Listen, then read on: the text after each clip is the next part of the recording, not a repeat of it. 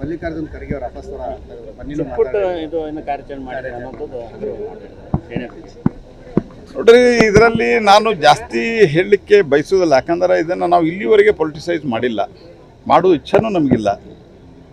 ಆದರೆ ನಾನು ಕೇಳೋದು, ನಮ್ಮ ಪಾಕಿಸ್ತಾನ ಅಂತ ಹೇಳ್ಯಾರ ಅವ್ರು, ಯಾರು ಖರ್ಗೆ ಸಾಹೇಬರು, ನಮ್ಮ ಪಾಕಿಸ್ತಾನ. ಹಿಂದೆ ಮಣಿಶಂಕರ್ ಅಯ್ಯರ್ ಅವರು ಪಾಕಿಸ್ತಾನದವ್ರು ಬಂದು ಸಹಾಯ ಮಾಡಿ ಮೋದಿಯವ್ರನ್ನ ತೆಗೆದು ಹಾಕ್ಬೇಕಂತ ಹೇಳಿದರು ಅಧಿಕಾರದಿಂದ. ರಾಹುಲ್ ಗಾಂಧಿ ಅವರು ಹೇಳ್ತಾರೆ ಎಷ್ಟು ವಿಮಾನ ಬಿದ್ದಾವ ಮತ್ತು ನೀವು ಮೊದಲೇ ಯಾಕೆ ತಿಳಿಸಿದ್ರಿ ಅಂತ. ಹಿಂಗೆ ಬಾಲಿಶವಾಗಿ ದೇಶ ಇವತ್ತು ಭಾಳ ಬಿಫಿಟ್ಟಿಂಗ್ ರಿಪ್ಲೈ, ಅತ್ಯಂತ ಯೋಗ್ಯವಾದಂಥ ಒಂದು ಉತ್ತರವನ್ನು ಕೊಟ್ಟಿದೆ. ಎಲ್ಲ ಜಾಗತಿಕ ಒತ್ತಡಗಳನ್ನು ಮೀರಿ ನಾವು ನಮ್ಮ ದೇಶದ ಜನರ ಸುರಕ್ಷತೆಯನ್ನು ಸಮರ್ಥಿಸಲಿಕ್ಕೆ ಒಂದು ಕಟ್ಟುನಿಟ್ಟಾದ ಉತ್ತರವನ್ನು ಕೊಟ್ಟಿದ್ದೇವೆ. ಬಾಯಿ ಬಂದಂಗೆ ಮಾತಾಡ್ಕೋತ ಹೇಳ್ತಾರೆ. ದೇಶದ ಮಿಲಿಟ್ರಿ ಮೇಲೆ ವಿಶ್ವಾಸ ಇಲ್ಲ ನಿಮ್ಗೆ?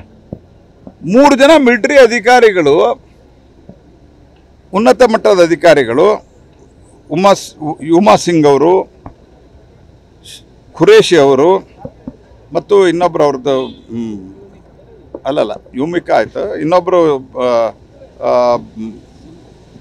ಜೆಂಟ್ಸ್ ಇದ್ರು ಪುರುಷ ಅಧಿಕಾರಿ. ಇವರು 3 ಜನ ಕೂಡಿ ಸಾಕ್ಷಿ ಸಹಿತ ವಿವರ ಕೊಟ್ಟಾರೆ. ಇವರು ಚುಟ್ಪುಟ್ಟಂದು ಮಾತಾಡ್ತಾರೆ. ಅಂದರೆ ದೇಶದ ಇವತ್ತು ಒಂದು ಪರಾಕ್ರಮವನ್ನು ಕೊಂಡಾಡುವಂಥ ಮನಸ್ಥಿತಿಯೂ ಇಲ್ಲ. ಅಂದರೆ ಮೋದಿಯ ನೇತೃತ್ವದಲ್ಲಿ ಆಗಿದೆ ಅಂಥೇಳಿ ದೇಶದ ಸಫಲತೆಯನ್ನು ಪ್ರೀತಿಸ್ಲಿಕ್ತಾ ಇಲ್ಲ, ದೇಶವನ್ನೇ ವಿರೋಧ ಮಾಡುವಂಥ ಮಾನಸಿಕತೆಯಲ್ಲಿ ಕಾಂಗ್ರೆಸ್ ಪಾರ್ಟಿಯವ್ರು ಬಂದಾರೆ. ಆಯಿತು, ಚುಟ್ಪುಟ್ಟಂದು ಮಾತಾಡಿದ್ರಲ್ಲ, 300 ಜನ ಸತ್ತಿದ್ರಲ್ಲ ಮುಂಬೈದಾಗ, ನೀವೇನು ಭಾಳ ದೊಡ್ಡ ಪರಾಕ್ರಮ ಮಾಡಿದ್ರಿ? ಮತ್ತು ನಮ್ಮ ಕಾಲದಲ್ಲಿ 80% ಭಯೋತ್ಪಾದನಾ ಚಟುವಟಿಕೆಗಳು ಕಮ್ಮಿ ಆಗ್ಯಾವ. ಕಾಶ್ಮೀರದ ಬಾರ್ಡರ್ದಲ್ಲಿ ಏನೋ ಘಟನೆಗಳಾಗ್ತಾ ಇದ್ದಾವೆ, ಅದರಲ್ಲಿಯೂ 70% ಕಮ್ಮಿ ಆಗಿದೆ. ಈ ರೀತಿಯ ಹೇಳಿಕೆಗಳು ನೋಡ್ರಿ, ನೀವು ಮೊದಲು ಮುಂಬೈ, ದಿಲ್ಲಿ, ಬೆಂಗಳೂರು, UPA ಕಾಲದಾಗ ನಾ ಹೇಳೋದು ಭಾಳ ಹಳೇದು ಹೇಳ್ತಾ ಇಲ್ಲ,